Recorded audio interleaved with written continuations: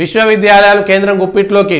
విశ్వవిద్యాలయాల్లో సంస్కరణల కోసం యూనివర్సిటీ యూజీసీ రూపొందించిన ముసాయిదాను వ్యతిరేకించాలని రాష్ట్ర ప్రభుత్వం నిర్ణయించింది.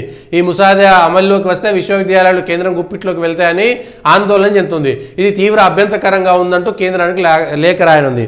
నిన్న తమిళనాడు ముఖ్యమంత్రి స్టాలిన్ రాసినాక వీళ్ళు తేరుకున్నారు. అయితే విశ్వవిద్యాలయాలు రాష్ట్ర ప్రభుత్వం చేతిలో ఉంటే గత 40 సంవత్సరాలుగా 50 సంవత్సరాలుగా విశ్వవిద్యాలయాలను ఏం చేసిరు? అభివృద్ధి చేసిరా లేకపోతే అనామకంగా చేశారా? ఆంధ్ర కానీ తెలంగాణ కానీ రాష్ట్రాల చేతుల్లో ఉన్నటువంటి విశ్వవిద్యాలయాలను ఏ విధంగా చూసిరు? ఎంతమంది బోధనా సిబ్బందిని అక్కడ రిక్రూట్ చేసిరు? ఎంతమంది బోధనేతర సిబ్బందిని మీరు నియామకాలు జరిపారు? అభివృద్ధి కోసం రాష్ట్ర ప్రభుత్వాలు విశ్వవిద్యాలయాలకు కేటాయించినటువంటి బడ్జెట్ ఎంత? విశ్వవిద్యాలయాలు అసాంఘిక కార్యకలాపాలు జరిగేటువంటి నక్సలైట్ల కేంద్రాలు ఉద్భవిస్తుంటే ఏం చేసింది రాష్ట్ర ప్రభుత్వం?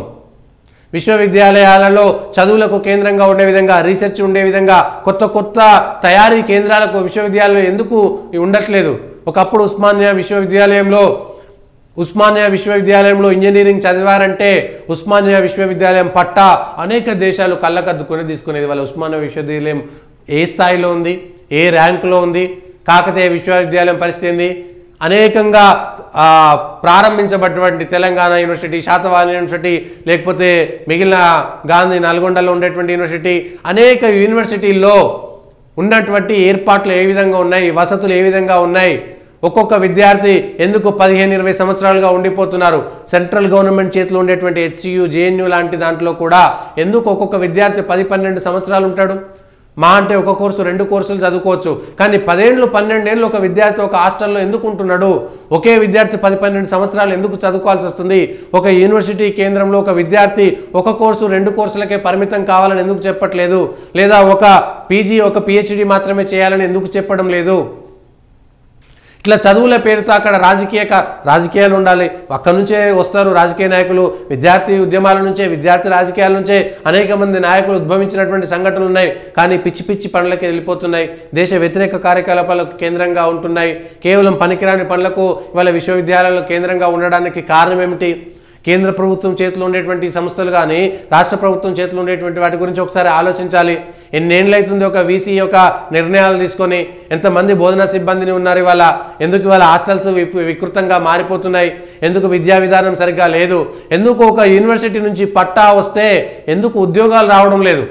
ఉస్మానియా యూనివర్సిటీ నుంచి పీజీలు చేసినటువంటి వాళ్ళు, ఇంజనీరింగ్ చేసినటువంటి వాళ్ళు ఎంతమందికి జాబ్ గ్యారంటీ ఉంది ఇవాళ? మళ్ళీ దానికోసం ప్రత్యేకంగా స్కిల్ యూనివర్సిటీకి ఎందుకు పోవాలి?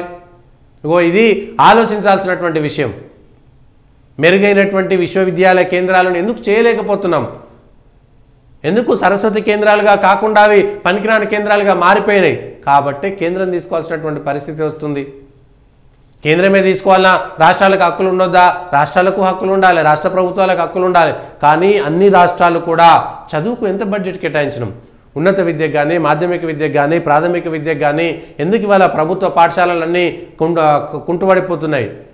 ఎందుకు ఇవాళ ప్రైవేట్ ఇంజనీరింగ్ కాలేజీలో అయిపోయి? ఎందుకు ఇవాళ ఉస్మానియా యూనివర్సిటీలో సీట్ వచ్చినా కూడా వదిలేసి ప్రైవేట్ కాలేజీలోకి ఎందుకు వెళ్తున్నారు? నెంబర్ 1 ర్యాంక్ వచ్చినటువంటి వాళ్ళు ఐఐటి, ఐఐఎంలను మాత్రమే ఎందుకు చూస్తున్నారు?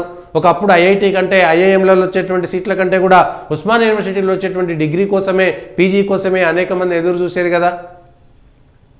ఎందుకు ఇవాళ క్వాలిటీ తగ్గిపోయింది చదువులో? ఒక్కసారి రాష్ట్ర ప్రభుత్వాలు తమకి తాము కూడా ఆత్మవిమర్శ చేసుకోవాల్సినటువంటి సందర్భం ఇది.